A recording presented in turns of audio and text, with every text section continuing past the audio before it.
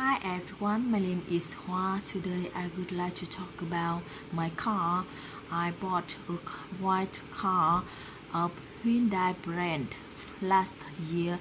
First time I didn't like it because I had to spend a lot of money to buy it. However, while I used it, I changed.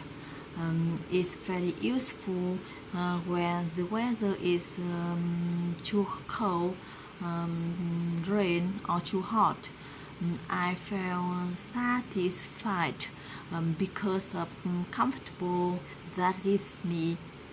Uh, I also learned how to drive. Mm, I have many ideas for it. I can come back hometown to visit my parents whenever I want. My family has more short trips around Hanoi and neighbor provinces.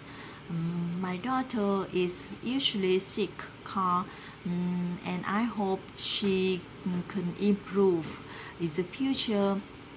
Uh, but every day there are a lot of accidents because of alcohol or beer.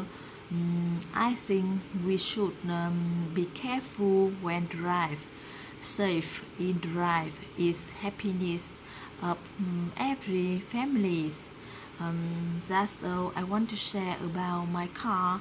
Thanks for your attention. Goodbye.